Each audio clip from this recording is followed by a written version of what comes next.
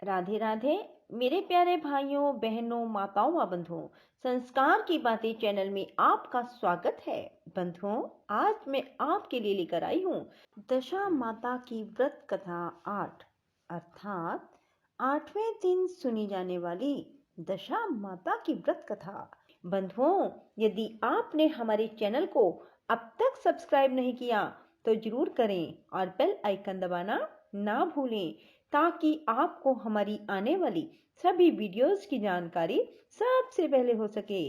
बंधुओं, वीडियो को पूरी सुनने के बाद कमेंट बॉक्स में जय दशा माता जरूर लिखें। बोलो दशा माता की जय हो। पुराने समय की बात है। एक घर में एक जेठानी देवरानी थी। वे दोनों निसंतान थी। वे मेहनत करके पेट पालती थी। दोनों व्रत पूजन कुछ भी नहीं करती थी। गांव में आग लेने गई। उस दिन गांव में दशा माता का पूजन था, इसलिए उन्हें किसी के यहाँ से भी आग नहीं मिली।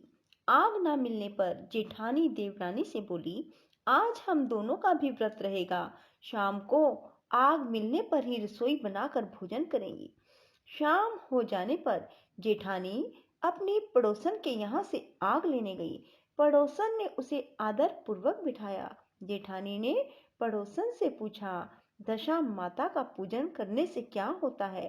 पड़ोसन ने बताया, जिस बात की इच्छा करके डोरा लिया जाता है वह इच्छा पूर्ण हो जाती है।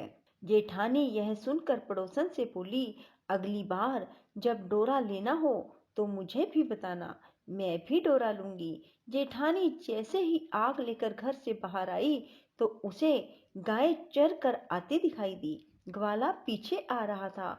उसके कंधे पर एक बछड़ा था और एक गाय बछड़े को चाटते हुए चल रही थी। पड़ोसन ने ग्वाले से पूछा, तुम्हारी गाय के पहली बार प्रसव हुआ है क्या? ग्वाले ने बताया, हाँ। पड़ोसन ने फिर पूछा, गाय ने बछड़ा दिया है बछिया?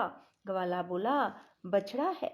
यह जानकर जेठानी ने पड़ोसन से कहा कि घर जाकर दशा माता का डोरा ले लो।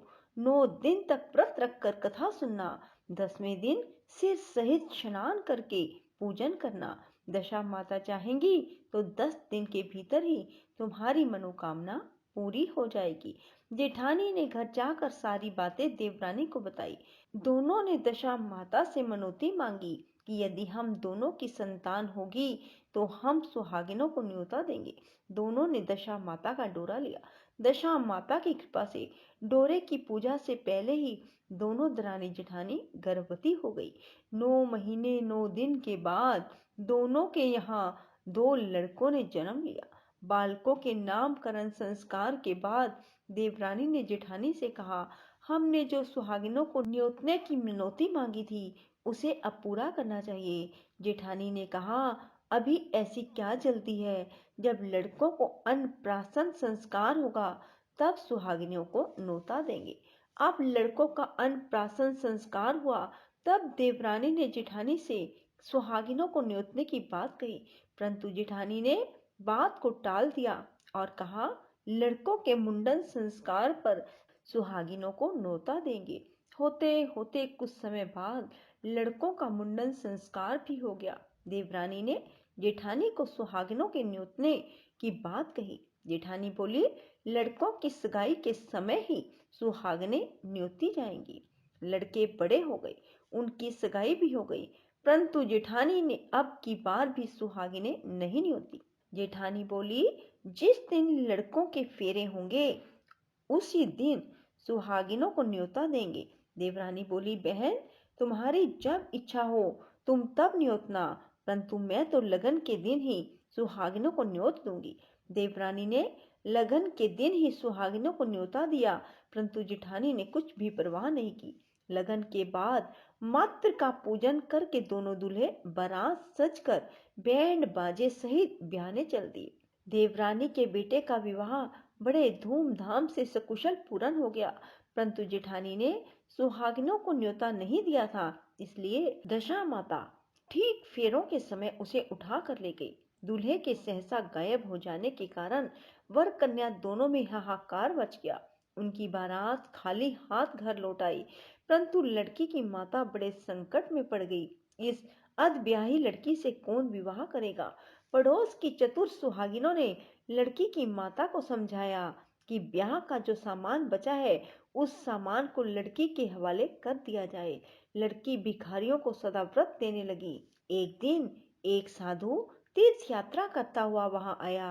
गांव से घने जंगल में एक पीपल का पेड़ था। लोग इस पीपल के पेड़ को पारस पीपल कहते थे। उसी पेड़ पर दशा माता का निवास था।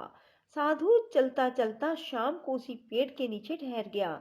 झाड़ूदार ने आकर उसी पेड़ के पास के मैदान में झाड़ू लगाई। भिस्ती ने मस्क से वहां पर छिड़काव कर दिया और माली ने यहाँ फूल बिखेर दिए। तब अनेक देवता अनेक प्रकार की पोशाक पहनकर आने लगे तथा स्थान पर बैठ गए। सबसे बाद में स्वर्ग के राजा इंद्र का सिंहासन उतरा। इसी के साथ स्वर्ग की अप्सराएं आकर सिंहासन के चारों ओर नाचने लगी। उसी समय अधब्याहे लड़के को गोद में लेकर दशा माता पीपल के पेड़ से नीचे उतरी। इंद्र के साथ स्वर्ग से एक सूरा गाय भी आई। उसने 2 गिलास दूध दिया। लड़के ने अधब्याहे के भाग का एक गिलास अलग रख दिया, दूसरे गिलास का दूध भी पी लिया। जब तक अप्सराओं का नाच गान होता रहा, दशा माता लड़के को गोद में लेकर बैठी रही। प्रातःकाल होते ही देवताओं का दरबार भंग हुआ। साधु भी वहां से चलकर नगर में आया। साधु महाराज गांव में भिक्षा मांगते मांगते अधब्याही लड़की के घर जा पहुंचे। लड़की ने आदरपूर्वक साधु को बिठाया और भोजन तैयार किया। लड़की ने 3 पत्तल परोस कर रखे। पहली पत्तल अधब्याहे अपने पति के लिए रखी, दूसरी पत्तल बाबा जी के सामने रखी और एक पत्तल अपने सामने रखी। बाबा ने अपने आप कहा, वाह, जो बात मैंने रात वहां देखी वही बात यहीं भी देखने को मिल रही है। लड़की ने पूछा, क्या बात? बाबा जी, साधु बाबा ने बात टालते हुए कहा, हम बैरागी लोग ऐसी अनेक बातें कहते रहते हैं, तुम्हें ऐसी बातों से क्या लेना? तुम तो भोजन करो और भगवान का भजन करो। लड़की ने हट पकड़ ली। उसने कहा, जब तक आप अपनी कही बात का खुलासा नहीं करेंगे मैं भोजन नहीं करूंगी। इस पर भी साधु बाबा चुप रहे। तब लड़की बोली, आप साधु हैं और मैं सती हूँ। आप या तो अपने कथन को स्पष्ट कीजिए, आपने रात में क्या देखा, नहीं तो मैं आपको शाप दे दूंगी। तब साधु बाबा ने रात का सारा किस्सा कह सुनाया। यह सुनकर लड़की ने बाबा के साथ पीपल के पेड़ पर जाने का निश्चय कर लिया। साधु बाबा आगे आगे चले, लड़की उनके पीछे पीछे चलती रही। साधु बाबा लड़की को पारस पीपल के पास छोड़कर चले गए। नित्य की तरह सफाई कर्मचारी ने झाड़ू लगाई, भिस्ती ने अपनी मशक से पानी का छिड़काव किया और माली ने फूल बिछाए। देवताओं के राजा इंद्र आए। अप्सराओं का नाच गान आरंभ हो गया। उसी समय दशा माता पीपल के पेड़ पर से उतर कर दरबार में बैठ गई। लड़के ने सुरा गाय का दूध लिया और एक गिलास अधब्याही लड़की के लिए रख दिया। जैसे ही लड़के ने दूध का गिलास मुंह पर लगाया, त्यों ही लड़की का दूसरा गिलास हाथ में लेकर वर के सामने आ गई। त्यों ही लड़की दूसरा गिलास हाथ में लेकर वर के सामने आ गई। वह बोली, अपना भाग लेने के लिए मैं उपस्थित हूँ। मेरे लिए क्या आज्ञा है? मैं सेवा करने के लिए तैयार हूँ। तब लड़का बोला, मैं इस तरह से तुमसे नहीं मिल सकता। मैं दशा माता की सेवा में रहता हूँ। मुझे अभी दरबार में जाकर दशा माता की गोद में बैठना होगा। यदि तुम्हें मुझसे प्यार है तो दशा माता को प्रसन्न करके उनसे मुझे अपने लिए मांग सकती हो, तब मैं तुम्हारा हो सकता हूँ। लड़का दूध पीकर दशा माता की गोद में जाकर बैठा।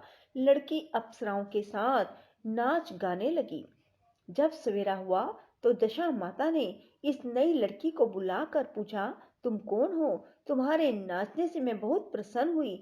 जो कुछ मांगना है मांग लो। लड़की ने दशा माता से वचन ले लिया कि मैं जो कुछ मांगूंगी वह आप मुझे प्रदान करेंगी। तथास्तु कहने के बाद लड़की ने दशा माता से अपने पति को पकड़कर कहा, मुझे यही चाहिए। दशा माता ने कहा, तूने मांगा तो बहुत, परंतु मैं वचन दे चुकी हूँ। इसी कारण मैं तेरे पति को तुझे वापस देती हूँ।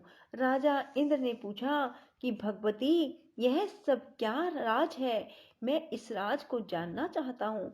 तब दशा माता ने बताया कि यह लड़का मेरे वरदान से ही प्राप्त हुआ था और इसकी माता ने मनौती मांगी थी कि लड़का पैदा होने पर मैं सुहागिनों को न्योता दूंगी, परंतु उसने अभी तक अपना वचन पूरा नहीं किया।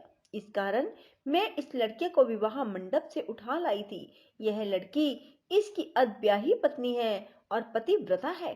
पतिव्रता होने के कारण यह देव समाज में पहुंचकर मुझसे अपना पति मांग रही है। दशा माता के ऐसे वचन सुनकर इंद्र सहित सभी देवताओं ने वर वधु के ऊपर पुष्प की वर्षा की। तब तक साधु बाबा भी वहां पर आ गए।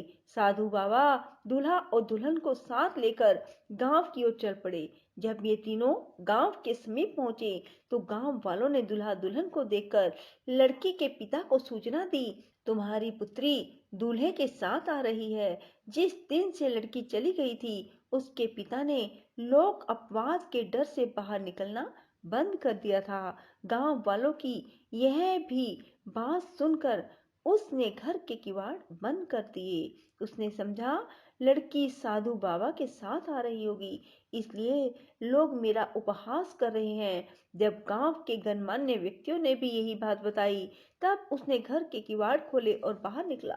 जब उसने सचमुच अपने द्वार पर लड़की और दामाद को खड़े देखा तो उसकी प्रसन्नता का ठिकाना ना रहा। लड़की के पिता ने इस खुशी के मौके पर बहुत दान पुण्य किया और फिर से विवाह की तैयारी की। लड़की ने अपनी माता से कहा कि इस तरह से विवाह नहीं होगा। पहले दूल्हे की माता सुहागिनों को न्योता देकर बारात लेकर आए, तब विवाह के नेक पूरे किए जाएं। लड़की के पिता ने लड़के के घर पर खबर भेजी। लड़के की मां ने पहले सुहागिनों को न्योता दिया, तब बारात चली। बड़ी धूमधाम से विवाह हुआ। वर वधू दोनों अपने घर पर आ गए। वधू की खुशी में लड़के की माता ने दोबारा सुहागिनों को न्योता दिया। उसी समय से विवाह के दिन वर के घर पर सुहागिनों को न्योता देने की प्रथा चली आ रही है। दशा माता ने जिस तरह सती की दशा बदली, वैसे सबका कल्याण करें। बोलो दशा माता की जय हो। राधे राधे। जय श्री कृष्णा। बंधुओं, यदि आपको हमारी वीडियो पसंद आए तो इसे लाइक करें और शेयर भी जरूर करें। धन्यवाद।